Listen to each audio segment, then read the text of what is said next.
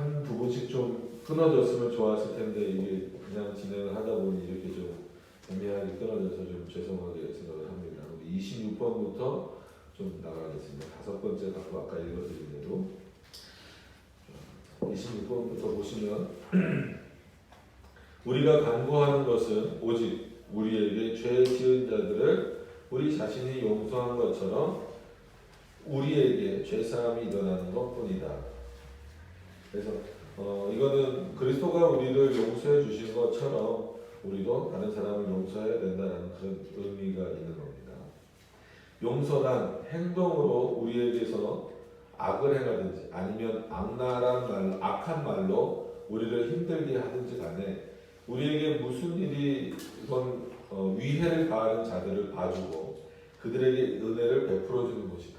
쉽지 않은 부분이에요. 그래서 원수 사랑에 대해서 말씀을 지난번에도 드렸지만 그냥 다른 사람을 사랑하는 것도 쉽지 않은데 나에게 어떤 폭력이나 아니면 말로서 위해를 위협을 그리고 실질적인 어떤 해로움을 가하는 자들까지도 용서하는 그건 그렇게 쉬운 문제가 아니란 말이에요. 그러니까 그럼에도 불구하고 예수 그리스도 스스로가 모범이 되시는 거예요. 그러니까 예수님들 말씀하시기에 내가 내 백성을 위해서 이 땅에 왔는데 저들이 나를 오히려 죽이려 한다는 거예요. 그래서 우리가 이제 그 사도신경 외운된다. 사도신경을 이제 고백할 때는 거기 이제 여기 보면 빌라도를 통해서 이렇게 표현되지만 어떤 의미에서는 물론 빌라도의 면죄부를 주려는 표현은 아니지만 빌라도는 오히려 예수님을 놔주려고 하잖아요.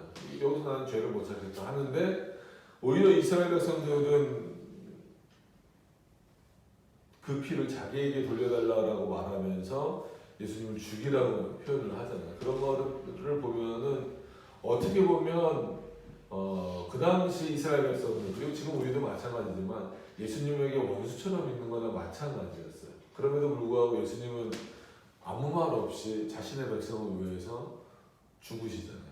그들의 죄를 대속해 주시잖아요. 그러니까 그런 모습을 통해서 예수님이 우리를 구원해 주신 것 자체가 어떤 의미에서 보면 그러니까 예전론의 입장에서 보면 택함받은 자들을 구원하시는 방식이지만 정말 실제 삶의 내용을 놓고 보면 원수 사랑을 실천하시는 방식의 또 하나의 모습이고 참 하나님 앞에 원수처럼 살아가고 있는 우리를 뭐가 이쁘다고 아무것도 하나님 앞에 드린 것이 없고 잘한 것이 없음에도 불구하고 우리를 용서해 주셨잖아요.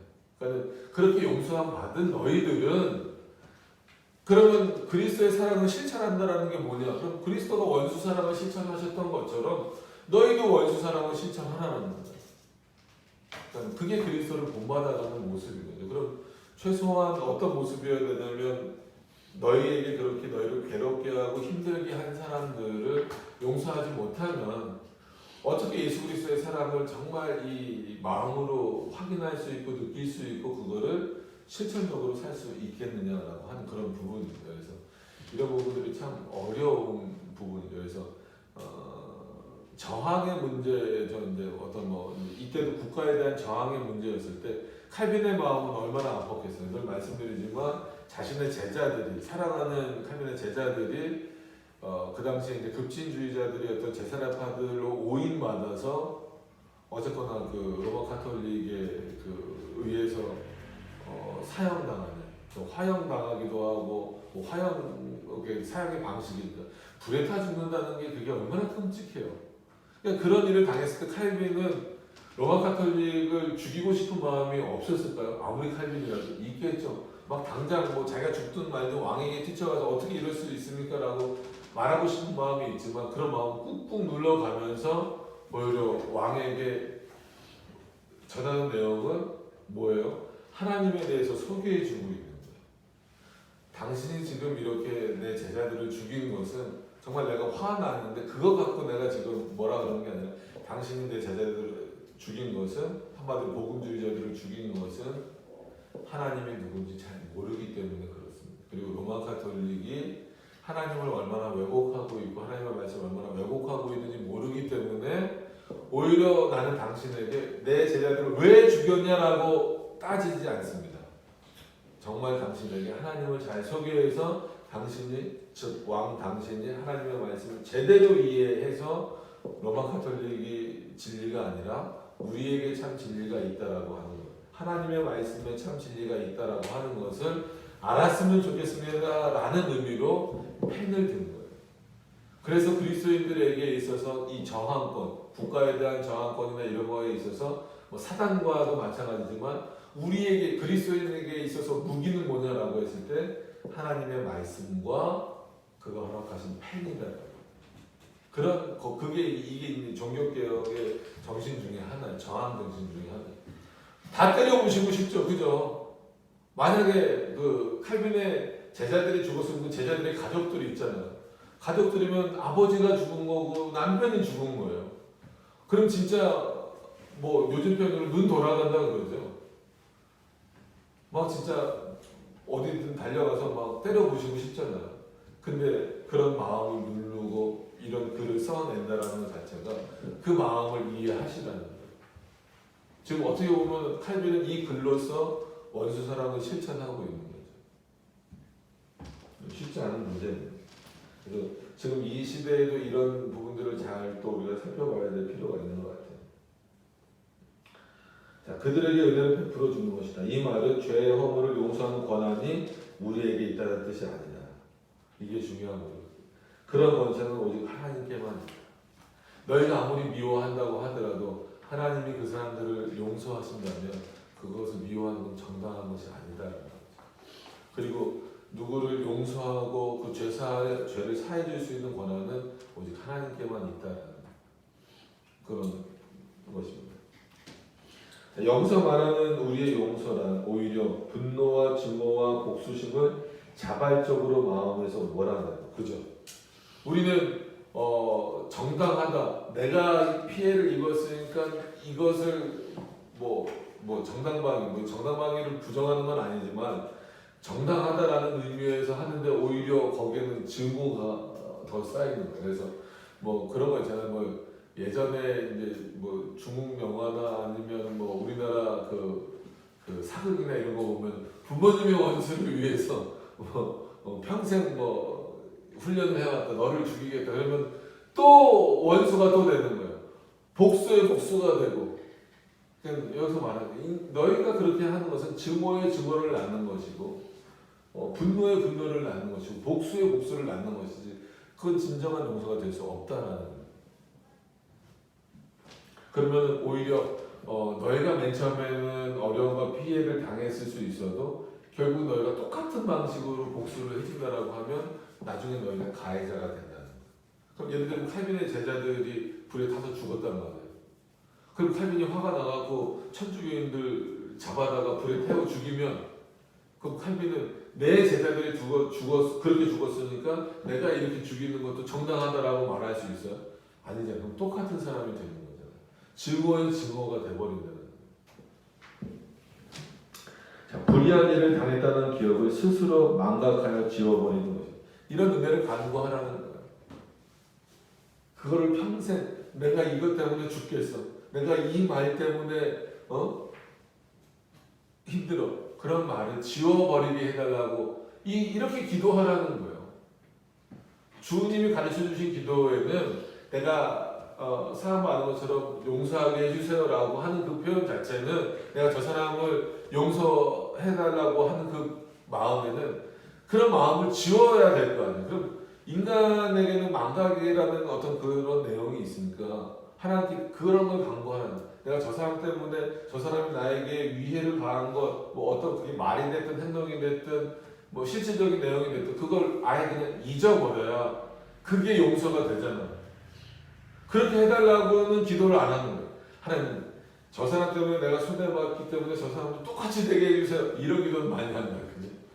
저 사람 때문에 물질의 피해를 봤으니까 저 사람도 망하게 해주세요. 저 사람이 나에게 심한 말을 했어요. 저 사람도 말 때문에 상처를 받게 해주세요. 이런 어떤 보복성에 가까운 기도는 많이 하는데 거꾸로 하나님, 저 사람이 나에게 해를 당했어도 내가 그것 때문에 내 안에 증오와 분노가 쌓이지 않기 위해서는 그 일을 내 기억에서 지워주세요라고 기도하지는 않잖아요. 근데 칼빈은 그렇게 기도하는 게 예수님의 뜻이라는 거예요.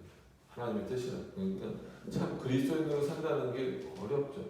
그 말이 어떻게 잊혀져요? 그 행동이 어떻게 잊혀져요? 그럼에도 불구하고 그렇게 해달라는 거예요. 그렇게 해야 된다는 거예요. 자, 이 때문에 우리가 죄 용서를 하나님께 간구할 수 있으려면 우리에게 불의를 행하고 있는 자들이나 불의를 행한 모든 자들의 잘못을 우리가 용서해 주지 않으면 안 된다. 그래서 마치 순서상 우리가 먼저 용서해 줘야 예수님이 우리를 용서해 주시는 것처럼 보인다는 거예요. 마찬가지잖아요. 정말 그들을 용서하는 마음으로 하나님께 기도해야 그 용서하는 마음이 생기고 그들을 용서할 수 있는 어떤 길이 열린다고 하는 겁니다. 하지만 우리가 만일 마음속에 증오심을 품고 복수를 궁리하고 해를 끼칠 기회를 엿본다면 이뿐 아니라 우리가 원수들과의 화해를 도모하며 온갖 노력을 통해 그들의 호의를 사려고 시도하고, 그죠? 보복하려면 내가 힘이 부족하면 때로는 악한 사람하고도 손을 잡아야 될 때가 있거든요. 세상과 손을 잡아야 될 때도 있고 원수와 손을 잡아야 될 때도 있는 거예요. 그러니까 그런 부분들을 없게 하기 위해서는 결국은 내 안에 있는 증오심을 없애버려야 된다는 거죠.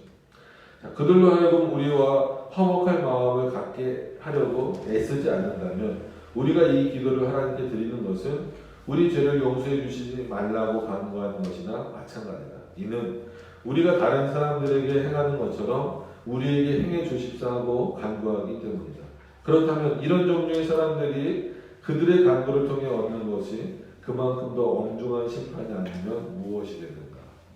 라고 하는 거니까 진정으로 용서를 구하는 마음이 아니라 복수심에 불타서 기도하는 것이라면 너희가 정말 죄사함을 요구하는 그 하나님 앞에 간구하는 모습이냐? 그렇지 않다. 그럼 그렇지 않고 평생 증오심에 복수심에 쌓여 있다면 이미 너 마음 안에는 그거 자체가 심판이다라는 거예요. 그 삶이 얼마나 힘들고 외롭겠어. 평생 증오하는 마음과 복수의 마음이 가득 차 있다면 평생 그 마음 스스로를 괴롭게 하는 거잖아. 그럼 너는 이미 그거 심판받고 있는 거다. 끝으로 주목해야 할 것은 이제 넘어가셔서 133장이죠. 끝으로 주목해야 할 것은 우리가 우리에게 죄 지은 자를 사하여 준 것 같이 우리 죄를 사하여 주옵시고라는 이 조건이 덧붙여진 것은 우리가 다른 사람들에게 행한 용서로 인해 우리가 그분의 용서를 받을 자격을 얻는 것이 아니라는 사실이다. 이거 오해하시면 안 된다는 거예요. 아, 예수님에게 용서를 받으려면 내가 다른 사람 용서해야 되는구나. 이건 아니라는 거예요. 그러니까 우리가 모범을 삼을 때, 아, 예수님이 우리를 이렇게 정말 용서해 주셨으니까 우리도 다른 사람을 용서하자. 이런 게 돼야지 내가 다른 사람을 먼저 용서해야 예수님이 우리를 용서해 주시는구나. 이 문장 구조를 보고 그렇게 이해하시면 안 되는 겁니다. 그럼 그것 또한 공로주의가 되어버리는 겁니다. 도리어 이 말로써 주님은 단지 믿음이 연약한 우리를 위로하기만을 원하신 것이다. 이는 그가 이 말을 일종의 표지로 더하사 뭐를 이렇게 드러내는 걸로 말씀하시는 거예요. 우리를 위로하시려고 하셨기 때문이다. 하지만 우리 마음이 모든 미움과 시기와 복수심에서 해방되어 정결하게 되었다면 우리가 다른 사람들의 죄를 용서한다는 사실을 확실히 알게 되는 것처럼 그가 우리 죄를 용서하신다는 사실을 확실히 알게 된다라고 하는 거예요. 그래서 어떤 면에서는 예수님이 우리를 용서해 주신 것이 먼저인데 그러니까 인간의 인식은 그걸 잘 못 느끼잖아요. 근데 내가 정말 원수같이 여기는 사람을 용서해 주는 일을 내 스스로가 겪음으로 인하여서 아, 예수님도 나를 이렇게 내 죄를 용서해 주셨구나 라고 하는 것을 그때 깨달을 수 있다라고 하는 거예요. 그러니까 순서는 당연히 뭐가 먼저예요. 예수님이 우리를 용서해 주신 게 먼저인데 예수님이 우리를 용서해 주셨다라는 게 솔직히 이게 머릿속으로는 이해가 되지만 마음으로 안 한다라고 하는 분들이 많이 있어요. 그럴 때는 오히려 이게 이 주기도문의 내용이 좋은 예죠. 너희가 정말 용서할 수 없는 각자 그런 경우가 있을 수 있잖아요. 없으면 좋겠지만 살아가다 보면 생긴단 말이에요. 그런 자를 용서할 때 확인할 수 있는 게 그리스도도 나를 이렇게 용서하셨구나. 내 죄를 이렇게 사해 주셨구나. 라고 하는 은혜를 맛볼 수 있다는 거예요. 그러니까 이거는 어떤 면에서는 다른 사람을 용서하는 것이 결국은 누구에게 유익이 되는 거예요. 내 자신에게 유익이 되는 거예요. 그러니까 그게 하나님이 우리를 위로하시는 거죠. 그래, 용서해라. 너가 그 사람을 정말 원수처럼 여기고 그 사람에게 복수와 증오심이 넘쳐들어도 너가 그 사람을 용서하는 것이 내 위로를 더 크게 받는 것이다. 내가 너를 얼마나 사랑하는지를 더 확인하는 것이다. 그래서 그리스도의 위로를 다른 사람을 용서하는 것을 통해서 더 확인하게 된다는 거예요. 이 놀라운 내용이 주님이 가르쳐 주신 기도의 내용에 들어있는 거예요. 근데 우리는 우리가 얼마나 주기도문 많이 그동안 외웠습니까? 외웠다라는 표현을 쓸게요. 외웠습니다. 근데 그게 고백이 되기 위해서는 이런 내용이 실천적으로 이루어져야 되는 거예요. 우리 삶에서. 과연 근데 저도 이게 아직 고백의 차원으로 가고 있는가, 제 스스로를 돌아보면 그러지 못한 경우가 많죠. 제 안에도 미움이 있고 증오도 있고 그렇잖아. 그러니까 참 그런 걸 없앤다는 게 쉽지만은 않아요. 그럼에도 불구하고 없애달라고 강구해야 되는 거예요. 그런 거 보면 이 한 문장 한 문장이 우리에게 주는 의미가 참 크죠. 자, 이뿐만 아니라 복수하는 일에는 재빠르지만 용서하는 일에는 느린 사람들 다 그래요. 이건 뭐 특정 부분이 아니고 모든 사람이 그렇죠. 다른 사람들에 대한 적대감을 쉽게 버리지 못하고 키워가는 사람들, 자기는 하나님께 진노를 말아주십사 강구하면서 자기를 향해서 하나님 나에게는 진노를 내려주지 마세요. 제가 부족하고 연약하지만 내가 이런 죄를 졌지만 진노를 내려주지 마세요라고 기도하면서 저 사람은 잘못했잖아. 빨리 내려줘. 이거랑 똑같다라는 거죠. 이게 얼마나 그 하나님 보시기에 얼마나 그게 좀 뭐라 그럴까요? 이기적이고 아주 자기만 사랑하는 모습처럼 보이겠다는 거예요. 다른 사람들에 대해서 스스로 분노를 불태우는 사람들에 대해 이것을 마치 표지처럼 사용하사 그런 사람들을 자녀의 수에서 제외시키셨다. 이거는 갑자기 택자를 유기자를 만드셨다는 게 아니라 이 증오심을 끝까지 갖고 잊지 말라는 의미로 말씀하시는 거예요. 그러니까 절대 이런 한 문장 때문에 칼빈도 그럼 택자가 유기자가 됐다, 유기자가 택자가 됐다 이런 의미로 이렇게 표현해서 썼다라고 생각하시면 안 된다는 겁니다. 그래서 우리는 하나님을 감히 아버지라고 부르지 못하게 하셨다. 그런 사람들에 대해서. 그래서 최소한 하나님을 아버지라고 부르는 사람들, 그리고 그리스도의 자녀다라고 말하는 사람들은 원수 사랑을 실천해 나갈 수 있는 사람이어야 된다라고 하는 겁니다. 우리 세상과 관련돼서도 그렇지만 특히나 우리 안에서도 이런 부분들이 많잖아요. 가족 간에서도 많고, 뭐 친구 사이에서도 많고, 뭐 동네 이웃 간에서도 얼마든지 있을 수 있고, 대사회적인 관계에서도 얼마든지 있을 수 있잖아요. 그리고 하나님을 아버지라고 부른다라고 한다면 그런 증오심을 버리고 용서의 마음을 가지라. 이게 이제 여기까지가 이제 5번째 간구입니다. 그러니까 주기도문을 이제 고백하실 때, 그리고 그 주기도문에 따라서 기도하실 때 늘 이런 마음을 가지고 기도하셨으면 좋겠어요. 자, 이제 6번째 간구를 넘어가서 보시면, 우리를 시험에 들게 하지 마옵시고 다만 악에서 구하옵소서에 대한 부분을 살펴보면 이제 27번이죠. 시험의 형태는 많고도 다양하다.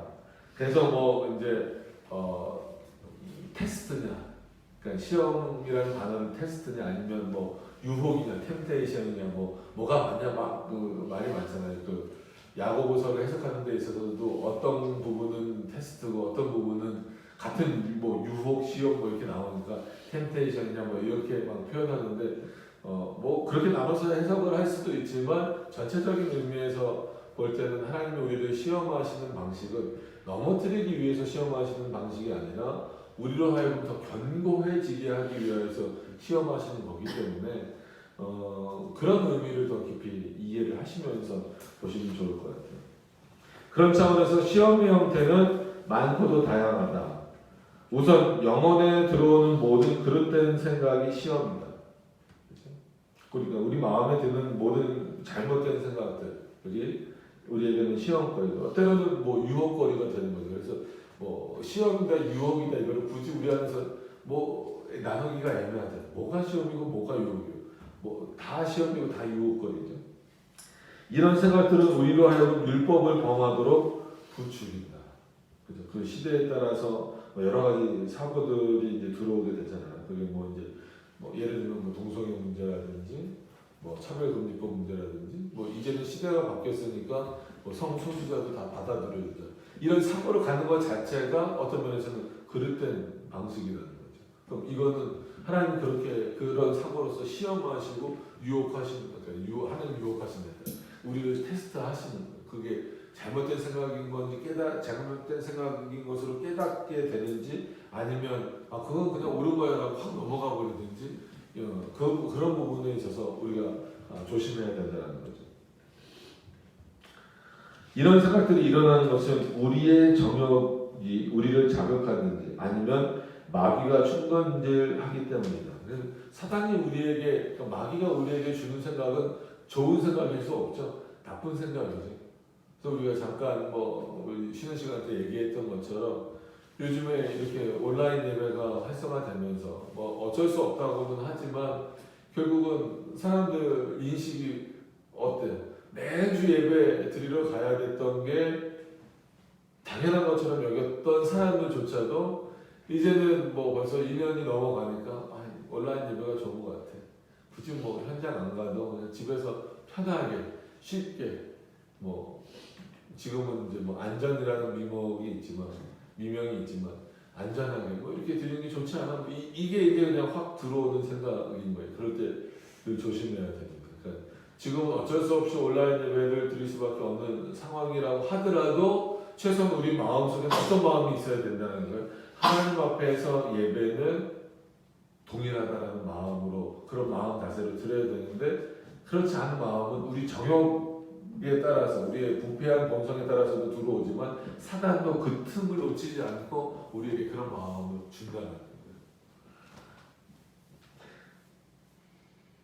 자, 이런 생각들은 그 원래 성질 자체로는 악이 아니다. 하지만 마귀의 술책으로 인해 시험이 된다. 즉 이런 것들이 우리 눈에 들어오게 되고 우리 앞에 나타나게 되면 우리가 하나님에게서 돌아서게 되고 멀어지게 된다. 그런 거예요. 그래서 악을 멀리하라, 발걸음도 가지 마라, 이렇게 말하는 것은 인간이 얼마나 버틸 수 있을 것 같아요. 그 시험이나 유혹에 넘어가지 않고. 그러면 예를 들어서 술을 먹지 않기 위해서는 술잔을 놓고 안 먹으려고 애쓰는 것보다는 아예 술자리에 가지 않는 게 좋은 거잖아요. 그런 지금 칼빈의 표현은 그겁니다. 그런 거를 아예 하지 말라는 원칙도, 괜히 거기 가서 안 먹으려고 하지 말고. 모든 예가 그런 겁니다. 모든 예. 하나님이 원하시지 않는 곳에 가서, 예를 들면 나이트클럽에 가서 난 춤 안 추겠다. 그거 자체가 웃긴 거잖아요. 나는 나이트클럽 갔는데 춤 안 췄어. 난 시험에 이겼어. 아니죠. 거기 안 가는 것 자체가 시험을 이기는 거죠. 근데 그런 마음이 들잖아요. 친구들끼리 같이 가자는데 안 가면 왠지 외톨이가 될 것 같고 뭐 할 것 같고. 이런 부분들이 어떻게 보면 실질적인 생활과 다 연결이 돼 있는 그런 부분들입니다. 분명히 하나님께 우리를 시험에 들지 말게 해달라고 기도하면서 실제 생활에서는 시험 들만한 곳에 전부 다 가 있어요. 그래놓고서 그 시험에 안 들려고 하면은 안 되는, 원칙적으로 안 가는 게 더 중요한 것이죠. 자, 그리고 이 같은 시험들은 우측에서도 오고 좌측에서도 오니까 사방에서 다 온다는 거죠. 우측에서 오는 것은 부나 권세나 명예 같은 것인데, 그는 좀 약간 좋은 의미로 대부분 그 자체의 찬란한 내지 선한 겉모습을 나타내 보여 사람들의 시력을 흐리게 만들고 자기들의 아첨하는 기술을 발휘해서 사람들을 유혹한다. 자, 여러분, 부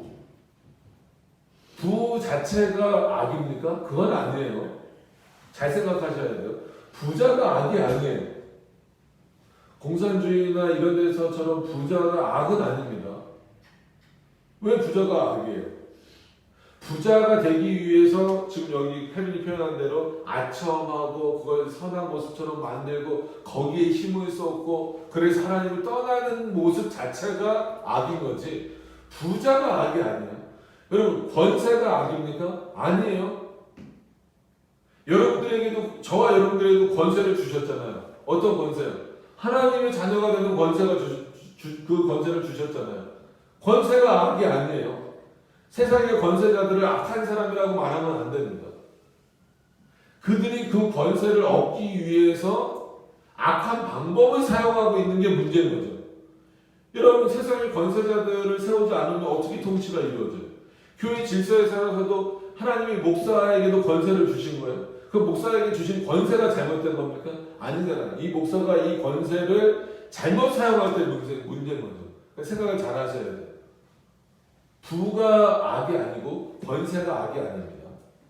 또 말한 대로 명예가 악이 아니에요. 명예를 얻는 게 뭐가 나빠요?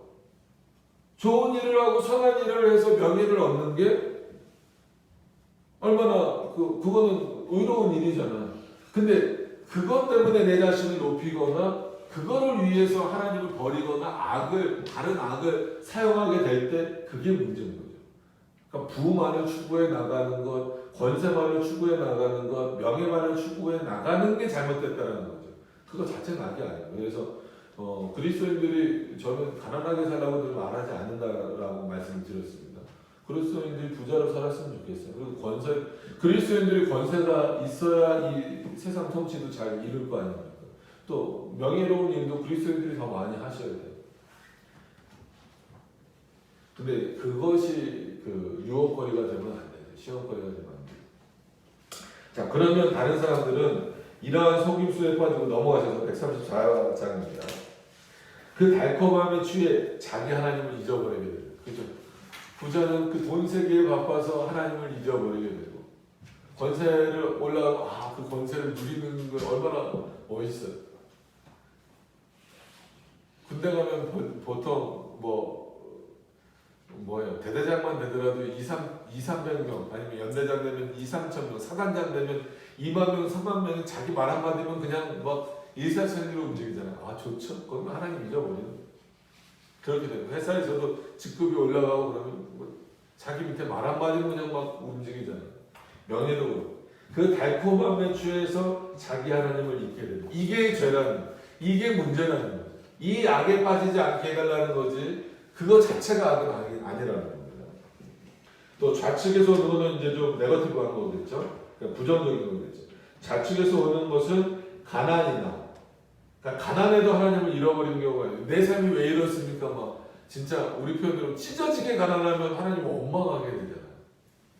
또 욕설이나 멸시나 학대 등인데 이런 것들이 주는 고통과 시련은 사람들에게 걸림돌이 되어 사람들이 용기를 잃고 신뢰와 소망을 내팽개치고 결국은 하나님께 완전히 등을 돌리게 된다. 구원이 우리에게 있어서 제일 중요한 문제지만 현실적으로는 먹고 사는 문제가 중요하잖아요. 근데 먹고 사는 문제가 해결이 안 되고 진짜 가난하게 살고 욕이나 먹고 막 이러면 하나님 믿어봤자 하나님께 기도해봤자 아무것도 없네. 이런 어떤 또 부정적인 의미로서 된다. 가난한 것 자체가 악은 아닌 거예요. 그죠? 욕설이나 멸시나 이거는 악이 될 수 있겠지만 그냥 가난으로 표현하면 가난한 것 자체가 악은 아니잖아요. 근데 뭐가 잘못될 수는 있어요. 노력하지 않아서. 성경에서도 하나님이 다 주시니까 그냥 멍하니 가만히 있으라고 말하지 않잖아요. 열심히 살아내라고 말하잖아요. 그래서 게을러서 가난해지는 것은 하나님 책망하시는 거예요. 그러니까 열심히 사는데 가난할 수 있어요. 그것에 대해서는 하나님이 뭐라고 말씀하시지 않아요. 근데 열심을 내지 않고 가난에 빠져드는 것에 대해서는 하나님 책망하십니다. 그래놓고 하나님 원망하지 말라는 거예요. 하나님 너에게 맡겨주신 그런 일반 응종 차원에서 열심히 일해야 될 부분들에 대해서는 최선을 다해서 하라는 거예요. 그 가난에서 벗어나라. 그것도 하나님의 영광을 위한 일이고 하나님이 너에게 명령하신 일이라는 거예요. 지금 이런 상황에서 열심히 정말 살았는데 상대적으로 가난하다. 그것에 대해서 책망하려는 하나님의 말씀이 아니라 게으름 때문에 가난에 빠져드는 것에 대해서 책망하시는 거죠.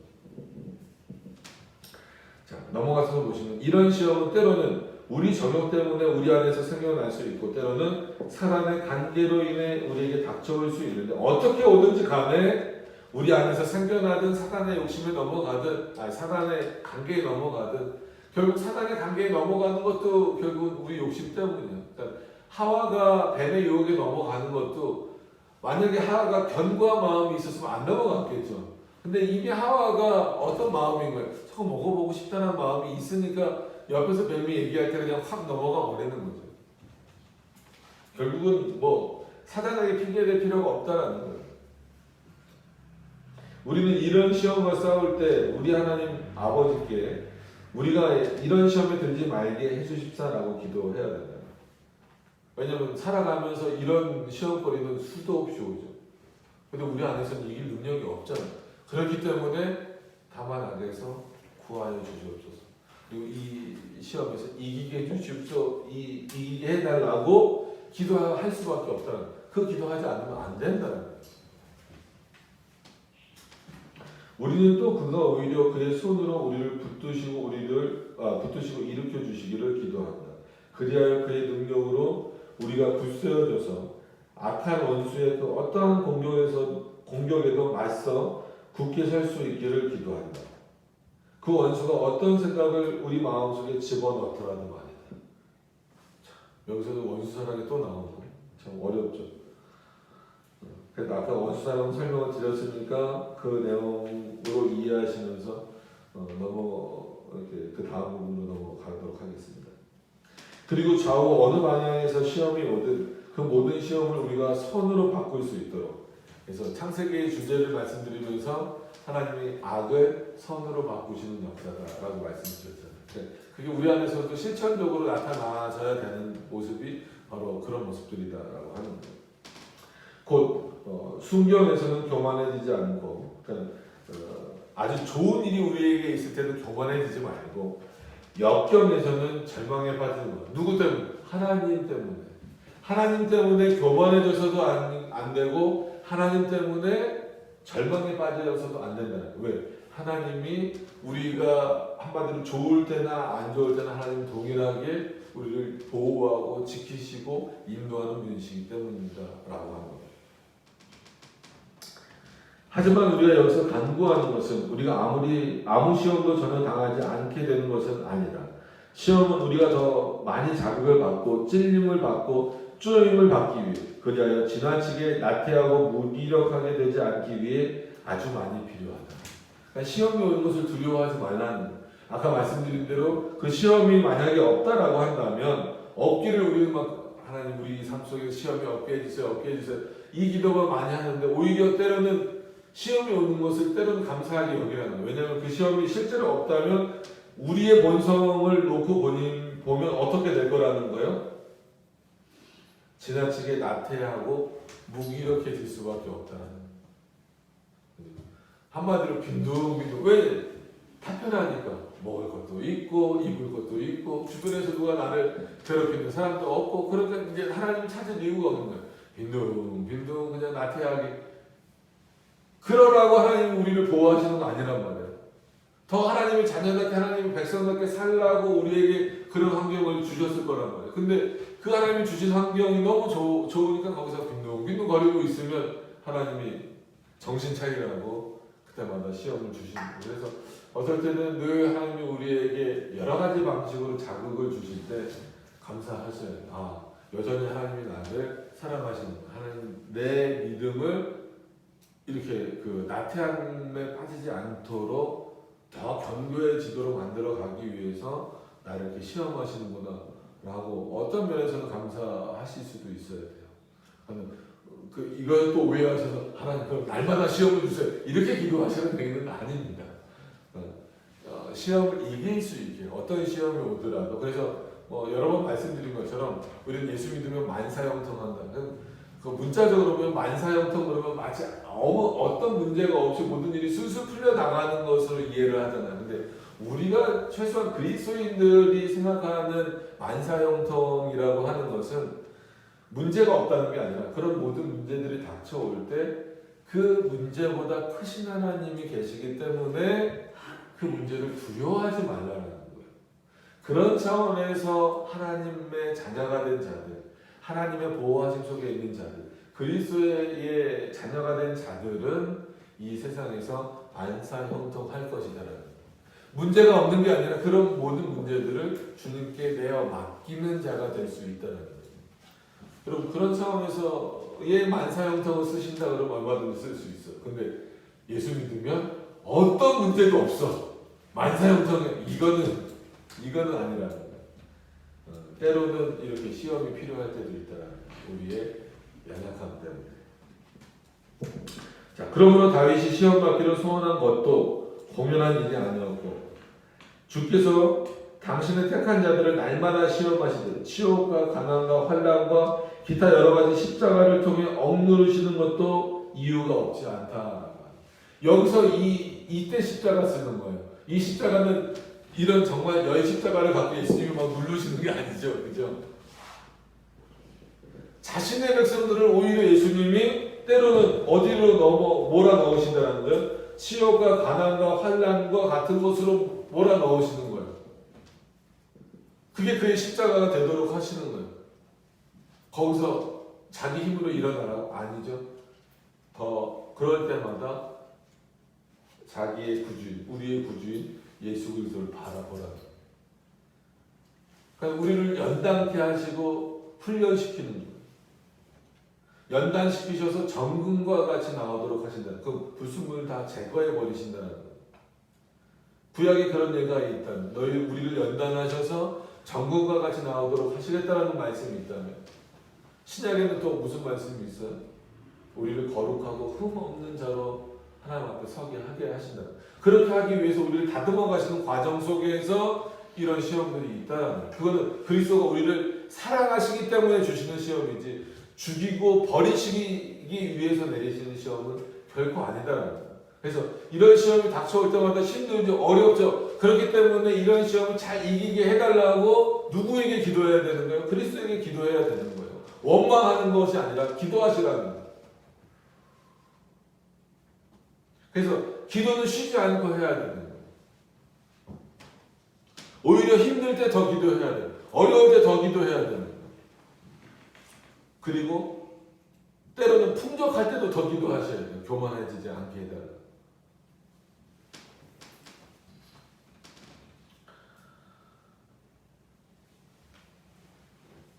그러나 하나님이 시험하시는 것은 사단과 다르다. 그죠? 사단이 우리를 시험하는 것은 진짜 죽이려고 하는 거죠. 그죠? 사단은 멸망시키고 정죄하고 수치스럽게 하고 넘어뜨리려 시험하지만 반면 하나님은 그들이 당신의 백성임을 증명하고 그들을 연단하고 그들의 육신을 죽이고 정련하고 불태우기 위하여 시험하신다. 육신은 만약 이런 방식으로 제어하지 않으면 고삐가 풀려 분수를 모르고 날뛰게 될 것이다. 그러니까 이건 이제 육에 속한 사람에 대한 부분을 여기서 이제 같이 해석을 하고 있는 부분이죠. 우리가 어떻게 뭐 영혼과 육으로 구별이 되고 있지만 지금은 뭐 분리될 수는 없잖아요. 그러니까 우리가 아까 그 설교 시간에 말씀드린 대로 영적인 사람이라고 한다면 이 육적인 어떤 그런 부분들에서 오는 내용들을 하나님의 말씀으로 잘 제어하고 이렇게 분별력 있게 살아가기 위해서는 더 우리가 하나님의 말씀, 그 영적인 사람이 되어져야 한다는 그 의미가 있는 겁니다. 그래서 그렇게 되기 위해서 하나님이 우리를 단련시키는 것이 하나님이 우리에게 주시는 시험입니다. 그 시험은 달게 우리가 받아야 되지만 사단으로부터 오는 시험은 이겨내야 된다는 거예요. 그래서 하나님이 우리를 어떨 때는 시험하시고 어떨 때는 유혹하신다 이게 아니라 사단의 시험은 어떻게 보면 진짜 말 그대로 유혹이고 하나님의 시험은 우리를 더 성장시키고 견고케 하시는 그런 내용이다라고 하는 것입니다. 자, 그 다음 135페이지로 넘어가셔서 이뿐 아니라 사단은 무장하지 않은 자들, 준비가 되어 있지 않은 자들을 공격한다. 늘 우리가 전신갑주를 입으라 이런 말씀이 있잖아요. 에베소서에 있는 것처럼 늘 하나님의 말씀으로 무장되어 있으셔야 돼요. 아니면 진짜 사단에게 무방비로 노출되는 겁니다. 우리의 사고든지 행동이든지 모든 것들이다. 그리하여 방심하고 있는 자들을 덮치려고 한다.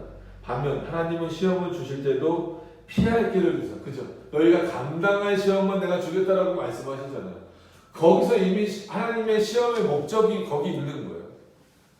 솔직히 우리가 감당할 만한 시험은 없어요. 근데 감당할 만한 시험이라고 말씀하시는 것은 내가 그것을 이길 수 있는 힘도 주겠다는 거예요. 그러니까 너희는 그런 시험이 닥쳐오면 누구를 의지하라는 거예요? 나를 의지하라는 거예요. 하나님을.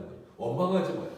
그런 차원에서 감당할 만한 시험을 주고 피하라는 거예요. 그래서 시편 74편이나 71편에서도 다윗이 그 말을 하는 거예요.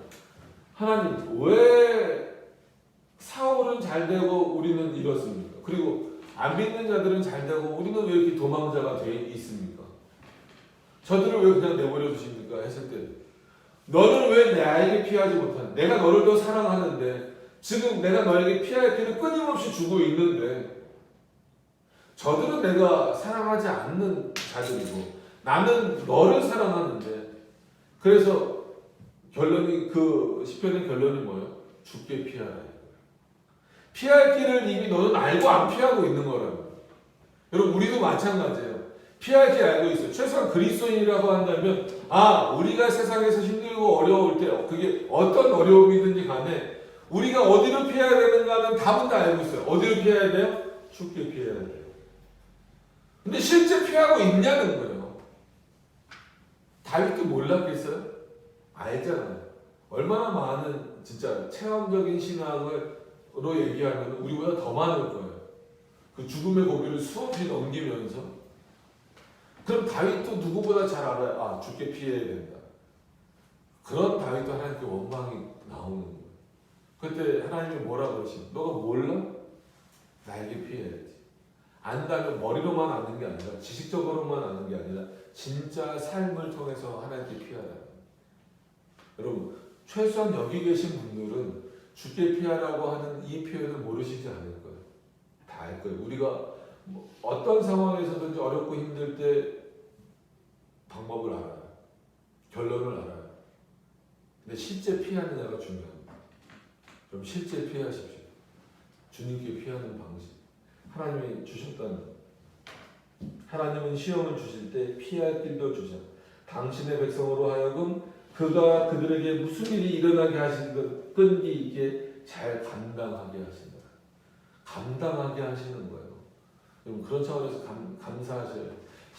다시 한번 말씀드리지만 시험을 우리가 이길 수 있는 능력은 없어요. 우리 자신에게. 그러나 하나님 우리에게 시험하시면서 또 어떻게 하시는 거예요? 그 시험을 이길 수 있는 피할 길과 그 시험을 이길 수 있는 그 감당할 수 있는 능력을 우리에게 주신다는 거예요. 감사한 거죠. 그래서 비슷한 표현으로 우리는 사단을 이길 수 있습니까? 없습니까? 결론적으로는 이길 수 있어요. 누구의 힘으로? 우리의 힘으로는 불가능해요. 누구의 힘으로? 성령이 주시는 힘으로. 그래서 야고보서에 나오잖아요. 너희는 사단과 싸워 이기라. 근데 우리 스스로는 이길 수 있습니까? 없어요. 누구에게 피할 때 이길 수 있습니까? 성령 하나님께 피할 때 사단은 이길 수 있는 거예요. 시험도 마찬가지. 죽게 피할 때 그 시험을 온전히 감당해낼 수 있는 겁니다. 그러니까 신학적인 내용인 것 같지만 기독교 강요는 어떤 면에서는 참 감성이 풍부한 분들은 이런 글을 보면서 은혜의 눈물을 흘리실 수밖에 없을 거예요. 28번을 넘어가서 보시면 우리가 구하는 것은 이것이다. 곧 그 어떠한 시험에도 우리가 굴복하거나 짓눌리지 않는 것. 도리어 우리를 공격해오는 모든 적대 세력에 대항하되 주님의 힘으로 굳게 서는 것인데 바로 이것이 시험에 들지 않는 것이다. 그렇죠? 좀 반복적인 표현이지만 주님의 힘으로 굳게 서는 게 시험에 들지 않는 거라고. 내가 그거를 이겨야 되겠다가 아니에요. 못 이겨요. 나는 못 이겨요. 우리는 못 이겨요. 주님의 힘에 굳게 섰을 때 이길 수 있는 거예요. 또 그의 지켜주심과 도와주심을 받고 그의 보호 아래 안전함을 얻어 죄와 죽음과 지옥문과 마귀의 왕국 전체를 밟고 무적의 전사들로 서는 것이 바로 악에서 구함을 받는 것이다.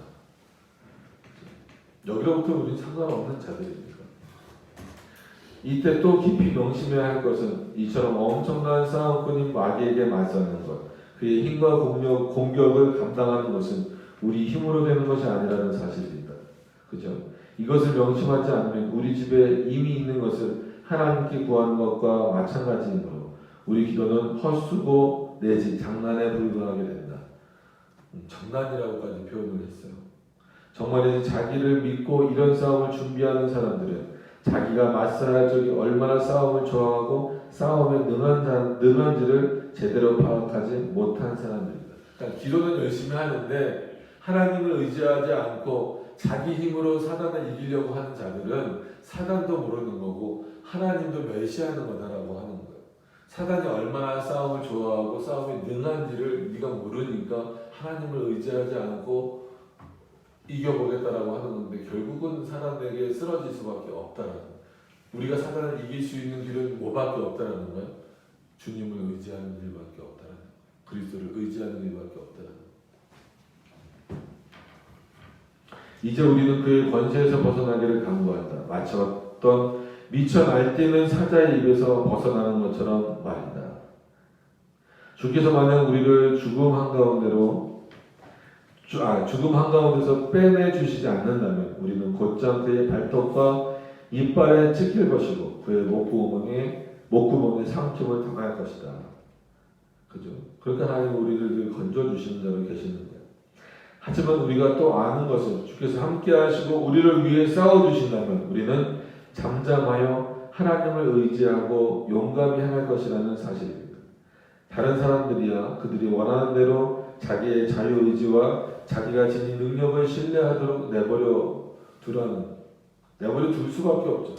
그러나 우리는 오직 하나님의 능력 하나로 산다는 것, 또 강하다는 것, 이것만으로 충분하다. 하나님의 능력만으로 우리는 서야 되고 하나님의 능력만으로 우리는 강해진다는 것이고 하나님의 능력만으로 충분하다는 것. 여러분 이거를 믿으시기를 바랍니다. 다만 안에서 구하옵소서라는 의미에 이 의미가 포함되지 않는다면 그 자는 무너질 수밖에 없다는 거예요. 그 시험은 넘어질 수밖에 없다는 거예요. 최소한 진정한 그리스도인이라고 한다면 참된 하나님의 택자라고 한다면 하나님만을 인하여서 서고 또 뭐예요? 강해지고 또 충분하고 만족할 수 있는 자다라고 하는 겁니다.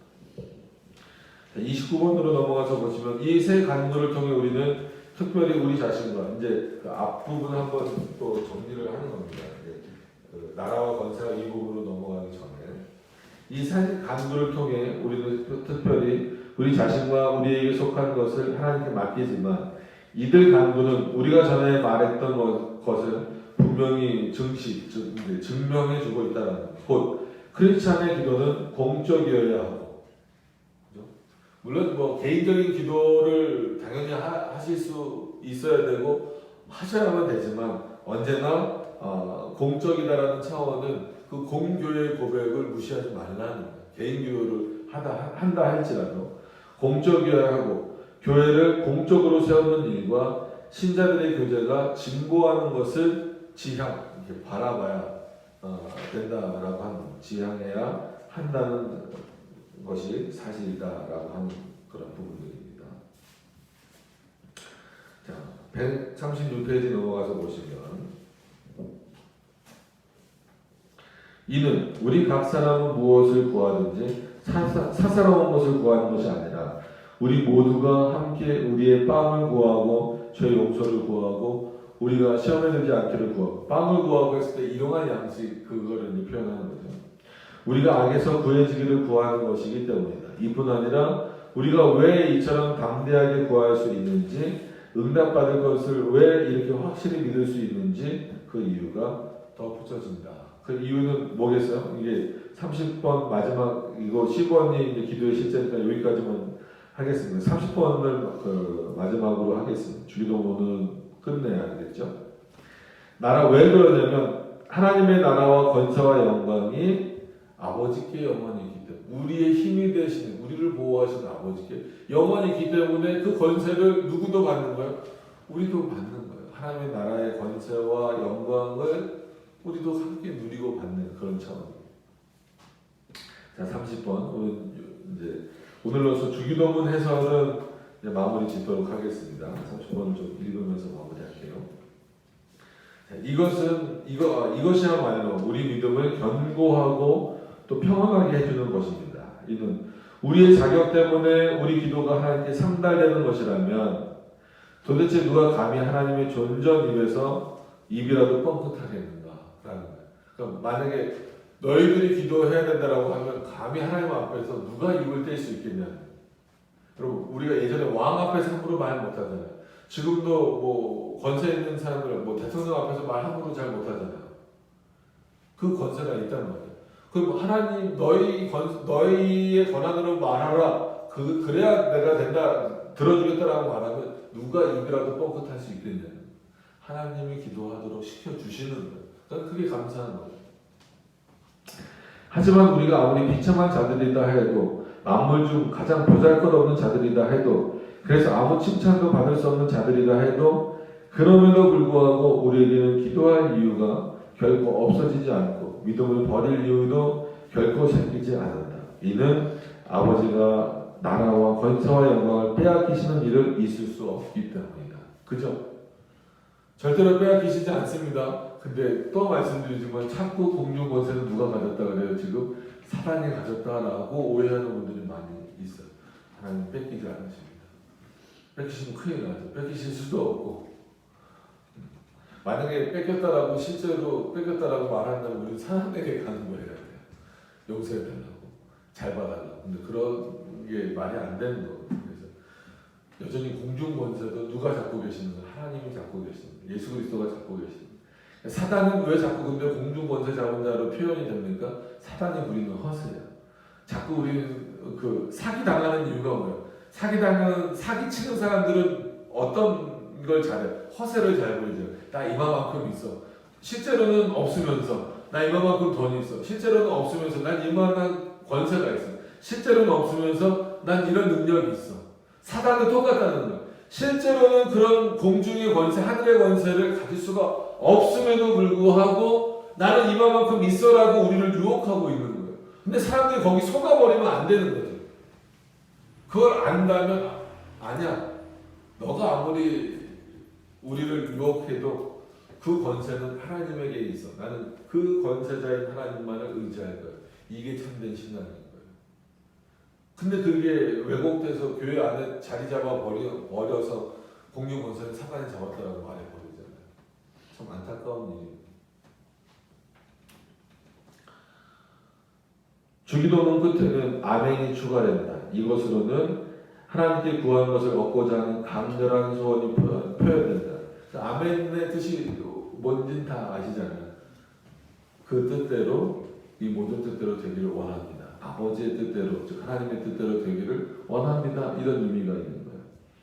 또 이 모든 것이 이미 이루어졌다는 확신과 분명히 우리에게 허락될 것이라는 우리의 소망이 확인된다. 이는 하나님이 이것을 약속하셨기 때문이다. 하나님은 거짓말을 하실 수 없는 분이시다.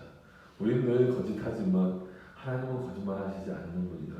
그런 차원에서 이 마지막 본 나라와 권세와 영광이 아버지께 영원히 있다라는 것은 하나님만 높이는 차원이 아니라 그 하나님을 높이는 것을 통하여서 그의 자녀가 된 우리도 같이 높아지고 사단을 이길 수 있는 권세와 능력이 부여된다라고 하는 것입니다. 반드시 그것을 기억하셔서 비록 지금은 이 땅에 살아가고 있지만 영원한 그 하나님의 나라의 권세와 영광을 누리는 자들로서 기쁨으로 하나님을 의지하시면서 모든 능력과 권세는 하나님으로부터 나온다라고 하는 것을 바라보고 믿으시면서 하나님 앞에 나아가실 수 있기를 바랍니다. 우리 다음 주에 이어서 기도의 실제 부분으로 넘어가시도록 하겠습니다. 기도하고